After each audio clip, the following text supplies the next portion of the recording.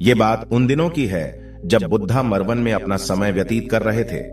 इस समय तक बुद्ध की प्रसिद्धि दूर दूर तक फैल चुकी थी। बहुत दूर दूर से लोग अपनी चिंताओं और परेशानियों का समाधान हेतु बुद्ध के पास आते थे। ऐसे ही एक दिन जब बुद्धा मरवन में अपने शिष्यों को प्रवचन दे रहे थे, तभी एक अधेड़ उम्र का व्यक्ति अपने नौजवान पुत्र को अपने साथ लिए बुद्ध की तरफ चला आ रहा था। जब यह प्रवचन स्थल के पास पहुंच गए तो बुद्ध ने एक नजर उन पर डाली और इशारे से बैठने के लिए कहा। जब प्रवचन समाप्त हो गए और सभी लोग वहां से चले गए तो बुद्ध ने उस व्यक्ति को अपने पास बुलाया और बैठने के लिए कहा। वहां चारों तरफ हरियाली छाई हुई थी। मौसम बहुत सुहाना था और तरह तरह के पक्षियों की आवाजें गूंज रही थी। ऐसा नजारा देखकर उस व्यक्ति को अंदर से असीम शांति महसूस हो रही थी। इसके बाद बुद्ध ने उस व्यक्ति से आने का कारण पूछा तो इस पर व्यक्ति ने कहा, तथागत, मैं 2 दिन की लंबी यात्रा करके अपने पुत्र को आपसे मिलवाने लाया हूं। ये मेरा इकलौता पुत्र है और ये हर समय थका थका रहता है। ऐसा लगता है जैसे इसके अंदर कोई जान ही ना हो। इसका स्वभाव भी काफी चिड़चिड़ासा हो गया है। अगर हम इससे कुछ भी कहते हैं तो यह हमारी छोटी छोटी बातों पर गुस्सा हो जाता है। इसके देखने की क्षमता भी उम्र से पहले ही कमजोर हो गई है और इसके बाल भी सफेद पड़ने लगे हैं। इतनी कम उम्र में इतनी बड़ी उम्र का लगना, मुझे तो कुछ समझ नहीं आ रहा है। तथागत, मैं अपने पुत्र के स्वास्थ्य को लेकर बहुत चिंतित हूं। जब मैं अपने पुत्र को वेद जी के पास लेकर गया तो उन्होंने कुछ औषधि दी और कहा, अपने पुत्र को तनाव कम लेने के लिए कहो। वो अपने दिमाग में बहुत अधिक तनाव लेता है, इसलिए उसकी ऐसी हालत हो गई है। लेकिन मैंने उसको बहुत समझाने के बाद भी तनाव का मतलब समझ नहीं आया। मुझे नहीं पता कि तनाव होता क्या है, यह किन कारणों से आता है और उसे कैसे अपने पुत्र के दिमाग से निकालूं। लेकिन मुझे सबसे पहले तो यह समझना है कि तनाव होता क्या है। इसीलिए तथागत मैं आपके पास आया हूं। कृपया आप मेरी समस्या का समाधान कीजिए। यह सुन बुद्ध उसके पुत्र को बड़े ध्यान से देखते हैं। उसके चेहरे को देखते हैं, उसकी आंखों को देखते हैं और फिर उसके हाथों की नब्ज को भी देखते हैं। यह सारी विधि करने के पश्चात बुद्ध उस व्यक्ति से कहते हैं कि तनाव लेना तो कोई नहीं चाहता, लेकिन फिर भी यह तनाव लोगों के दिमाग को दीमक की तरह पकड़ लेता है और व्यक्ति जान भी नहीं पाता है कि वह तनाव में जी रहा है। लेकिन अगर व्यक्ति तनाव के कारणों को अच्छे से समझ लेता है और तनाव के बारे में कोई ऐसा पैमाना बना लेता है जिससे वह जान सके कि वह कितने तनाव में है, तो वह इस समस्या का समाधान भी खोज सकता है। सबसे पहले तो तुम ये समझो कि तनाव होता क्या है। जब भी कोई व्यक्ति कोई काम कर रहा होता है लेकिन उसका मन कहीं दूर भटक रहा होता है, कल्पनाओं में होता है, तो उसके शरीर और मन के बीच एक दूरी पैदा हो जाती है।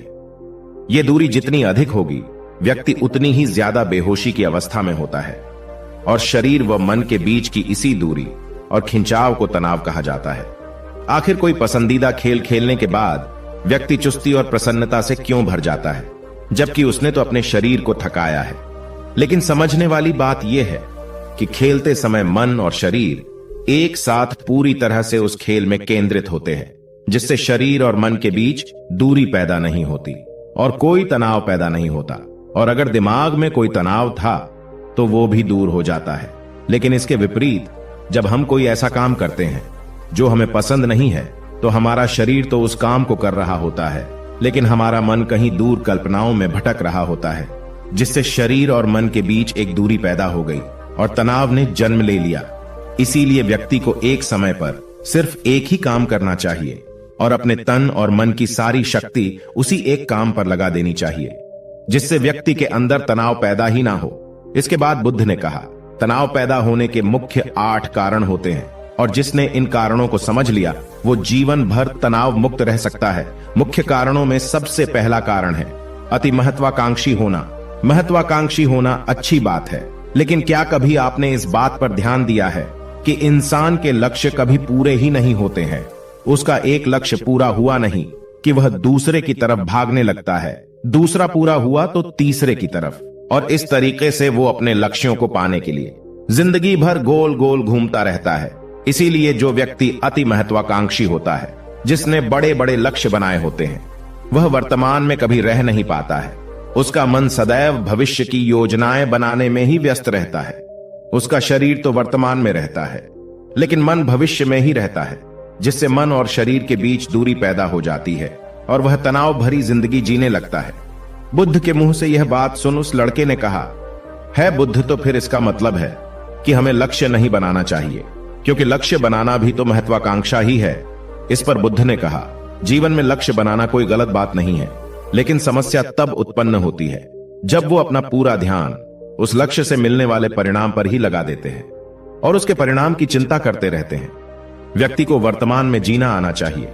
आप लक्ष्य बनाइए और उस लक्ष्य की प्राप्ति के लिए कड़ी मेहनत करिए, लेकिन साथ ही साथ आपको इस बात का भी ज्ञान होना चाहिए कि आप अभी वर्तमान में जी रहे हैं और वर्तमान ही सत्य है। बुद्ध ने आगे कहा, तनाव का दूसरा सबसे बड़ा कारण है ईर्ष्या करना है।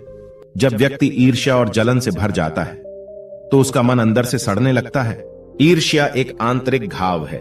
आंतरिक घाव यानी मन का घाव। व्यक्ति के शरीर का घाव तो भर सकता है, लेकिन मन का घाव कभी नहीं भर सकता। इसीलिए व्यक्ति को दूसरे की खुशी और तरक्की से कभी ईर्ष्या नहीं करनी चाहिए, क्योंकि ईर्ष्या तनाव का कारण है। इसके बाद बुद्ध ने तनाव का तीसरा कारण बताते हुए कहा कि आरुषिपूर्ण काम न करना, इससे भी मन में तनाव पैदा होता है। जो काम करना हमें पसंद ही नहीं है, जिस काम में हमारी रुचि ही नहीं है, उस काम में हमारा मन लग ही नहीं पाएगा। हमारा शरीर तो वहीं बैठा रहेगा, लेकिन हमारा मन कल्पनाओं की उड़ान भरेगा, जिससे शरीर और मन के बीच दूरी पैदा हो जाती है और व्यक्ति तनावग्रस्त हो जाता है। इसीलिए इंसान को हमेशा अपनी रुचि के अनुसार ही कार्य करना चाहिए। अगर व्यक्ति ने यह पता कर लिया कि उसे कौन सा काम करना पसंद है और वो उसी काम को अपने जीवन का लक्ष्य बना लेता है, तो फिर वो काम उसके लिए काम नहीं बल्कि एक खेल बन जाता है। फिर बुद्ध ने कहा, तनाव का चौथा कारण होता है किसी दूसरे से अच्छा रखना। बुद्ध ने उस व्यक्ति की ओर इशारा करते हुए कहा, एक पिता होने के नाते तुम्हारी अपने पुत्र से बहुत सी अपेक्षाएं होगी कि तुम्हारा पुत्र एक बहुत ही कामयाब इंसान बने, तुम्हारा नाम रोशन करे, जैसा तुम चाहते हो उस तरह का जीवन जिए, तुम्हारी हर बात माने। लेकिन क्या आज तक कभी किसी की सारी अपेक्षाएं पूरी हुई है? जब भी कोई व्यक्ति किसी दूसरे से कोई अपेक्षा रखने लगता है तो वो अनजाने में अपने लिए तनाव पैदा करने लगता है। जरा सोचो कि अगर तुम्हारा बेटा तुम्हारे अनुसार काम नहीं कर रहा है और वो नहीं बन पा रहा है जो तुम उसे बनाना चाहते हो, तो निश्चित रूप से तुम्हारे दिमाग को तनाव तुम्हें पकड़ लेगा। तुम तनाव से भरा जीवन जीना शुरू कर दोगे और इस तनाव के बस में आकर तुम ऐसा व्यवहार करोगे, ऐसी बातें करोगे कि तुम्हारा अपने पुत्र के साथ संबंध और भी खराब होता चला जाएगा। इसीलिए व्यक्ति को जितना हो सके उतनी कम अपेक्षाएं दूसरों से रखनी चाहिए, और अगर पूरी तरह से तनाव मुक्त रहना है तो दूसरों से अपेक्षा रखना ही बंद कर दो। इसके बाद बुद्ध ने कहा कि शारीरिक कष्ट भी इंसान के तनाव का एक कारण होता है। जब व्यक्ति किसी शारीरिक पीड़ा से गुजर रहा होता है तो उसका पूरा ध्यान अपने उस शारीरिक दर्द पर होता है और वो पूरे दिन बस उसी के बारे में सोचता रहता है, जिससे उसका मन दुख के विचारों से भर जाता है और ऐसी स्थिति में व्यक्ति तनावग्रस्त रहने लगता है। यह सुन उस व्यक्ति ने कहा कि हे बुद्ध, शारीरिक दुख तो किसी भी व्यक्ति को हो सकता है, तो फिर क्या हुआ? व्यक्ति जीवन भर तनाव में ही जिएगा? इसका जवाब देते हुए बुद्ध ने कहा कि इंसान को यह बात समझनी चाहिए कि हमारा जीवन दुखों का आधार है। जैसे जैसे हमारा जीवन आगे बढ़ता है, इसमें दुख आते हैं, बीमारियां आती है और फिर अंत में मृत्यु भी आती है। तो बीमारियां इंसान के जीवन का अभिन्न अंग है, कोई इनसे बच नहीं सकता। बस किसी किसी के जीवन में यह समय से पहले आ जाती है तो किसी के बाद में आती है।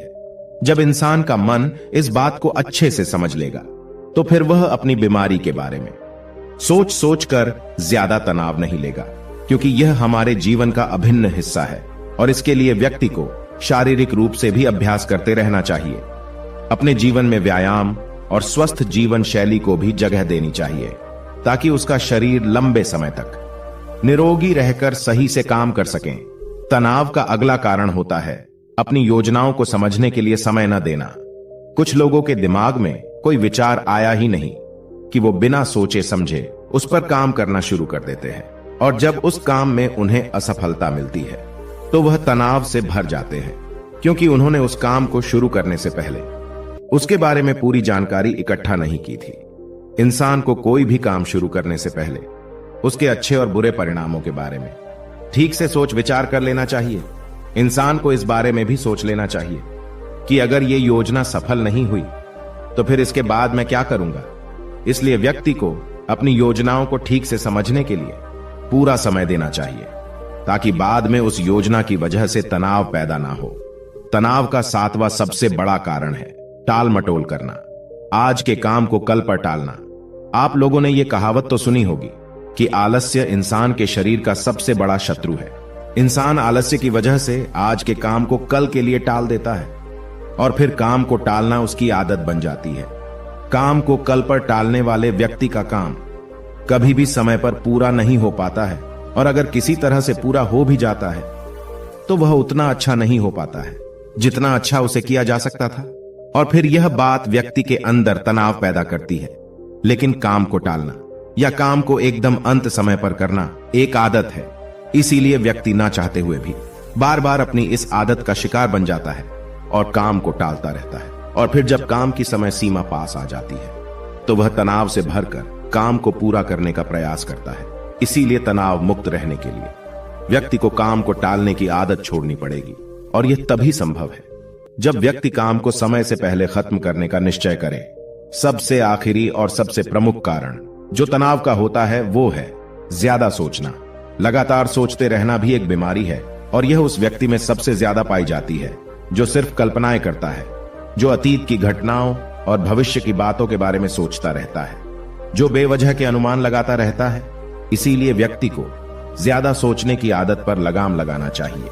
इसके लिए जितना हो सके खुद को काम में व्यस्त रखना चाहिए, और हर दिन ध्यान का अभ्यास करने को अपने जीवन का हिस्सा बना लेना चाहिए। बुद्ध के मुंह से यह सारी बातें सुनकर उस व्यक्ति ने हाथ जोड़कर कहा, बुद्ध, मेरा पुत्र तो अभी मात्र 20 वर्ष का ही है, और इसमें अभी इतनी समझ भी नहीं है कि यह आपकी बताई सारी बातों का एक साथ पालन कर सकें। आप कृपया करके तनाव मुक्त रहने का कोई आसान सा तरीका बता दें, जिससे मेरा बेटा उसका अनुसरण भी कर सके और तनाव मुक्त भी रह सके।